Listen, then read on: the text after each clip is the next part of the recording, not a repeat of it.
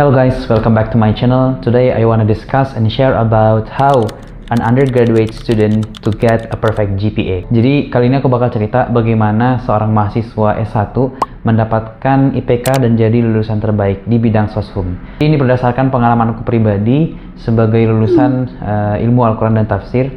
Ada 3 hal yang akan aku share pada video kali ini. Bagaimana cara mendapatkan IPK yang baik dan juga menjadi lulusan terbaik dalam kuliah S1 selama 4 tahun. Jadi yang pertama, langsung aja kita masuk ke rule number 1.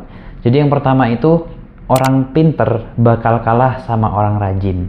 Aku tidak mendefinisikan bahwa aku orang yang pinter. Pada awalnya juga aku orang yang rajin. Tapi di satu semester tertentu, aku merasa aku sudah cukup. Dan situ sebenarnya letak kebodohan.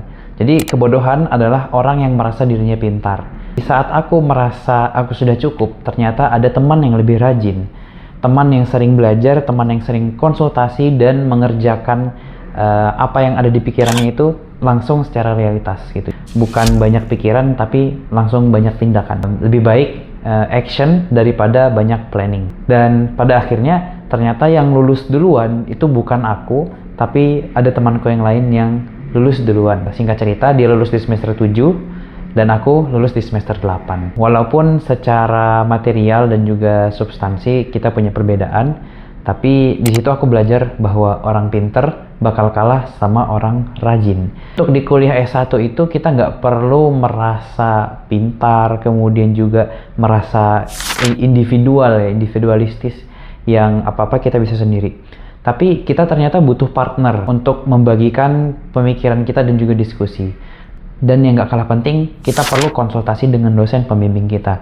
Semakin sering kita konsultasi dengan dosen pembimbing, maka semakin mudah kita menyelesaikan tugas-tugas dan juga skripsi kita. Nah, jadi jangan malas untuk konsultasi dengan dosen pembimbing dan dosen pembimbing akademik, karena mereka yang akan menentukan kemana arah skripsi kita dan bagaimana kita mengolah data dan menganalisis hasil kajian kita. Itu rules pertama. Rules kedua, kalau susah belajar, gunakan pola mind mapping. Jadi mind mapping itu adalah bagaimana kita memetakan fungsi-fungsi, tokoh-tokoh, teori, objek, dan juga fenomena dalam kesinambungan, kesinergisan. Apa yang kita pelajari itu nggak terpecah belah fokusnya dan juga tidak punya kesinambungannya. Kita belajar teori ini, tapi kita lupa, terus kita belajar metode ini, terus kita lupa, terus kita lihat fenomena ini, malah kita nggak analisis. Dengan metode mind mapping, itu akan mempermudah kita mengenali tokoh, memahami teori, kemudian juga menerapkan metodologi, dan juga mengkaji objek atau menganalisis fenomena yang ada. Jangan di buku tulis, karena buku tulis kadang agak kecil.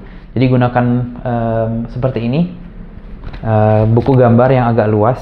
Jadi aku juga sering mind mapping seperti ini. Ini mind mapping aku, dan pokoknya coret-coret aja. Kalau misalkan mau dirapikan, nanti bisa dirapikan. Itu rules kedua. Rasakan bagaimana dampaknya belajar menggunakan mind mapping dengan yang tidak menggunakan mind mapping atau cuma mencatat. Ingat, mahasiswa, mencatat dan menulis itu berbeda. Kalau mencatat, kita menyalin apa yang ada di papan tulis atau menyalin apa yang didikte oleh dosen kita. Berbeda dengan menulis adalah menuangkan isi, pikiran, atau gagasan yang ada di dalam pikiran kita yang kita pahami. Jadi kalau mencatat, itu ya sekedar apa yang di papan tulis, apa yang didikte. Tapi kalau menulis, itu apa yang kita rasakan, apa yang kita pahami, kita tulis ulang di dalam sebuah manuskrip atau di sebuah paper gitu. Oke, itu mind mapping ya, dan juga mindset menulis yang aku tanamkan sejak awal perkuliahan. Menulis bukan mencatat. Oke, selanjut ke rules ketiga. Rules ketiga adalah diseminasi.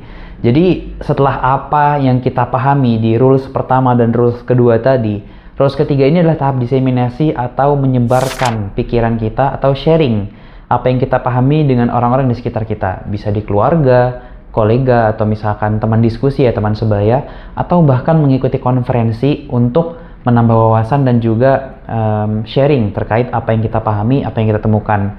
Atau misalkan juga bisa publish di website, artikel, jurnal. Jadi apa yang kita tulis sebagai refleksi dari perjalanan akademik kita, itu bisa dibaca sama orang dan juga bisa mendapatkan feedback.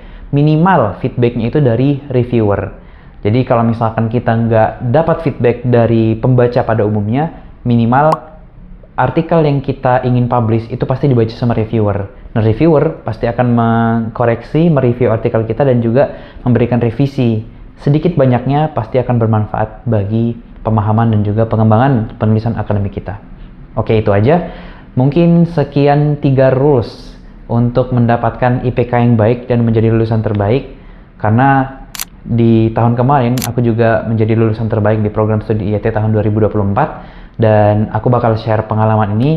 Mana tahu kalian juga bisa menerapkan metode ini atau bahkan punya metode sendiri untuk mendapatkan IPK yang baik dan juga menjadi lulusan terbaik. Cukup sekian video kali ini, semoga bermanfaat.